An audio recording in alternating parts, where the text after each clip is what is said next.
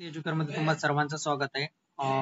तुम्हा सर्वांना माहीतच आहे उद्या आपली महाराष्ट्र सेंट्रलची एमसीसी ची काउन्सिलिंग आहे ती सुरू होणार आहे. तर त्याबद्दल आपण थोडक्यात माहिती घेणार आहोत.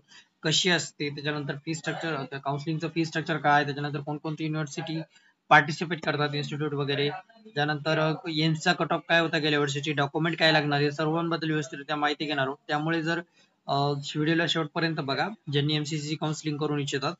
त्यानंतर जे आहे, जर चॅनलवर नवीन असाल तर आमच्या चॅनलला सबस्क्राईब करा. आमच्या चॅनलवर महाराष्ट्रामधील MBBS, BHMS, BVSc, BMS, physiotherapy, BSc nursing, B pharmacy, तसेच central JMC and veterinary counselling of India याबद्दल सविस्तररित्या माहिती पुरवली जाते.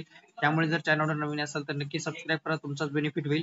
तसेच जर तुम्हाला महाराष्ट्रामधील एमबीबीएस, बीएमएस, बीएचएमएस, तसंच आपली BSc nursing, sorry, BSc nursing आणि बी फार्मसी या कॉलेजची जर यादी पाहिजेत असेल तर तुम्हाला आमच्याकडे एकदम योग्यरित्या तुम्हाला अशी यादी भेटून जाईल.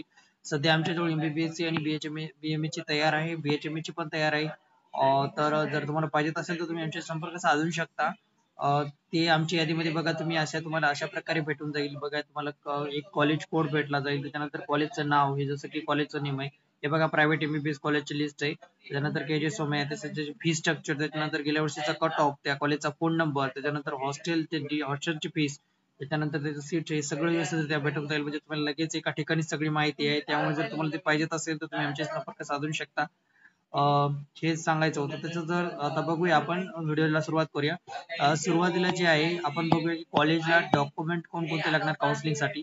आपल्याला एमसीसीचा हे कॉलेजच्या रिक्वायरमेंटसाठी तुम्हाला नीट ऍडमिट कार्ड लागणार, त्याच्यानंतर नीट रिझल्ट रँक लागणार, डेट ऑफ बर्थ सर्टिफिकेट लागणार, 10वीचं सर्टिफिकेट लागणार, 12वीचं सर्टिफिकेट लागणार, 12वीची मार्कशीट लागणार, त्याच्यानंतर पासपोर्ट साईज फोटो लागणार, फोटो आयडेंटिटी प्रूफ लागणार, Aadhaar card, PAN card, driving licence, passport. Additional document तुम्हाला जर तुम्ही जर रहिवासी नसेल भारताचे, तुम्ही बाहेर देशामध्ये राहता, फक्त 5-6 महिन्यासाठी येत राहतो, तर त्याच्यासाठी तुम्हाला सिटिझनशिप सर्टिफिकेट और कार्ड लागेल. नंतर कॅटेगरी बेनिफिट साठी कॅटेगरीचे सर्टिफिकेट लागतील. कोणकोणते SC ST certificate, must be English Hindi, त्याच्यानंतर sub caste be must be clearly mention in religion language attached with Hindi translation required. तुमचं जे रिलीजन त्याच्यानुसार तुमची लँग्वेज लागेल. ओबीसीचं सर्टिफिकेट, सेंट्रलचं तुमचं criminal, not billing to the crime criminal layer, त्याच्यानंतर must be prescribe standard format, disability certificate, PWD जे काय आहे ते तुमचं सर्व व्यवस्थितरित्या तुम्हाला पाहिजे. तुम्हाला माहितच असेल तुमचे सर्टिफिकेट काय ते तुम्हाला सेंट्रलच्या नुसार बनवून घ्यायचे असतात. तुमच्याजवळ असले पाहिजे. जर तुम्हाला सेंट्रलची काउन्सिलिंग करायची असेल तर हे सर्व डॉक्युमेंट रेडी ठेवा, कारण की तुम्हाला ते उद्या काउन्सिलिंग सुरू होणार आहे, तुम्हाला उद्या लागणार.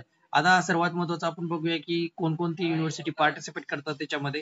तर ते बघा, तुम्ही बघू शकता स्क्रीनवर जे आहे, all India institute of medical science जे आहे, एक राहते 15%च्या सीट ज्या आपल्या महाराष्ट्रातल्या कोणत्या पण, महाराष्ट्राच नाही कोणता पण राज्य घ्या, त्याच्यातले जे 15% सीट राहतात त्याच्यासाठी जे काही असतात त्याच्यासाठी तुम्ही पार्टिसिपेट करू शकता. 15% सीट ज्या आपल्या राहतात ते त्याच्यासाठी, त्याच्यात डीम युनिव्हर्सिटी ह्या सर्वात महत्वाच्या. सगळ्यांना एमबीबीएस वगैरे करायचं असेल तर डीम युनिव्हर्सिटी पार्टिसिपेट करावं लागते. तुम्हाला त्याच्यासाठी 2 लाख रुपये डिपॉझिट ठेवावं लागणार फॉर्म भरता वेळेस, ते तुमचं रिफंडेबल असणार. त्याच्यानंतर त्याच्या व्यतिरिक्त पण फॉर्म फीस राहते, ती ते बाकीच्या कॅटेगरीनुसार तुम्हाला फॉर्म फीस लागेल, म्हणजे तुमच्या कॅटेगरीनुसार. त्याच्यानंतर एम्स साठी सगळ्यांचं स्वप्न असते, एम्स साठी याच्याबद्दल आपण थोडक्यात माहिती घेणार आहोत.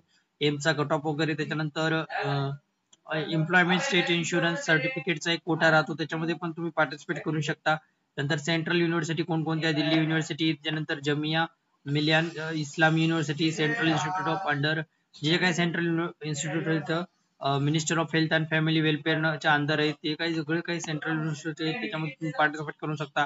अलीगढ मुस्लिम युनिव्हर्सिटी, ती पण तुम्हाला माहिती आहे. बनारस हिंदू युनिव्हर्सिटी, त्याच्यानंतर एएफएमसी आपली पुण्याची एएफएमसी, याच्यामध्ये पण तुम्ही पार्टिसिपेट करू शकता. पण तुम्हाला इथे रजिस्ट्रेशन करावं लागेल, त्याची काउन्सिलिंग वेगळी होते. जर तुम्ही मिलिटरीमध्ये इच्छुक असाल आणि तुम्हाला डॉक्टर बनायचं मिलिटरीमध्ये, त्याच्यासाठी एएफएमसीचं रजिस्ट्रेशन करणं अनिवार्य आहे. याचं फक्त रजिस्ट्रेशन होते, काउन्सिलिंग जी आहे त्याच्या वेबसाईटवर होते. तर तुम्हाला जर करायचे असेल तर तुम्ही आमचे संपर्क साधू शकता, आम्ही व्यवस्थित करून देऊ. त्याच्यानंतर जिपमर आहे, जिपमर पॉंडिचेरी आणि करिकाल जिपमर आहे, तिथे तुम्ही ऍडमिशन साठी करू शकता. बीएससी नर्सिंगचं सेंट्रल, बीएससी नर्सिंग मध्ये पण तुम्हाला पार्टिसिपेट करायचं असेल तुम्हाला इथे करावं लागेल रजिस्ट्रेशन. आणि रजिस्ट्रेशनची जी काउन्सिलिंग फीस आहे ती ओपन कॅटेगरीसाठी 10, सॉरी, 11,000 पडते टोटली. तर 11,000 मधले 10,000 जे आहे डिपॉझिट राहतात, तर ते रिफंडेबल राहतात. जेव्हा पूर्ण काउन्सिलिंग प्रोसेस होते त्यावेळेस ते रिफंड येतात. आणि कॅटेगरी जर असेल तर तुम्हाला टोटल 6,000 रुपये पडेल. त्याच्यामध्ये जे आहे सॉरी 5.5 पडेल, 6 नाही 5.5. त्याच्यामधले जे आहे आज 500 रुपये समथिंग फॉर्म फीस आहे. त्याच्यानंतर जे आहे 5,000 रुपये जे आहे डिपॉझिट आहे ते रिफंडेबल राहतात. तुम्हाला जर या फीस बद्दल माहिती मी मागच्या व्हिडिओमध्ये दिलीच होती, तरी पण पुन्हा एकदा रफली आयडिया दिलेली आहे. ते सुद्धा तुम्हाला पाहिजे असेल माहिती अजून तुम्ही यांच्या संपर्क साधू शकता. हे झालं थोडक्यात माहिती याच्याबद्दल. अजून जे आहे आपण बघणार आहोत की गेल्या वर्षीचा एम्सचा जे कट ऑफ आहे, तुम्हाला एम्स साठी जर अप्लाय करायचं असेल तुम्हाला किती रँक पाहिजेत याबद्दल पण आपण थोडक्यात माहिती घेणार आहोत. तर जर तुमची कॅटेगरी एम्स कट ऑफ बघणार आहोत आपण, सर्वात महत्वाचं की तुम्हाला किती रँक पाहिजे. रँक नुसार यावर्षी पण तेवढीच रँक राहणार जेवढी गेल्या वर्षी होती, कारण की काय कॉलेज तर वाढले नाही येतं, विद्यार्थ्यांची संख्या कमी मात्र होऊ शकते, त्यामुळे थोडंफार कमी जास्त होईल. तरी पण एक रफ आयडिया देतो मी तुम्हाला. जर तुमची रँक 8,765 असेल तर तुम्हाला ओपन कॅटेगरी मध्ये जर असेल, तुमची रँक जर 8,765 च्या जवळपास असेल, ही गेल्या वर्षीची क्लोजिंग रँक आहे, तर या रेंज मध्ये जर तुमची रँक असेल तर तुम्ही पार्टिसिपेट करायला पाहिजे. या रँकला या वर्षी जे मार्क आहेत 560 च्या जवळपास समथिंग मार्क आहेत या रँकला. त्याच्यानंतर जे आहे 9,299 हे जे आहे गेल्या वर्षीची क्लोजिंग रँक आहे. कशासाठी? ओबीसी साठी. हा, ओबीसी साठी गेल्या वर्षीची क्लोजिंग रँक आहे. आणि या वर्षी त्याला जे मार्क आहे तर तेच रेंज मध्ये 560च्याच रेंज मध्ये समथिंग मार्क आहेत. त्याच्यानंतर जे आहे ओबीसी कॅटेगरीच्या नंतर जर बोलायचं झालं तर ईडब्ल्यूएस कॅटेगरीला गेल्या वर्षी 9,152 ला क्लोज झालं होतं लास्ट कॅन्डिडेट. आणि कसले 9,152 ला क्लोज झाला तो.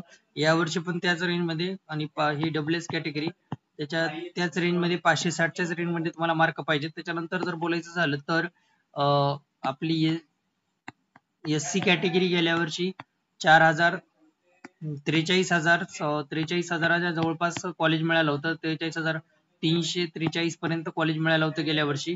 जर तुम्हाला एवढे या वर्षी असेल एससी कॅटेगरी मध्ये तर तुम्ही पार्टिसिपेट करू शकता. ही जी रँक आहे यावर्षी जी आहे 510च्या जवळपास ही रँक आहे. म्हणजे तुम्हाला एवढे मार्क जर असेल, तुमची रँक 43,000च्या जवळपास असेल तर तुम्ही पार्टिसिपेट करा. त्यानंतर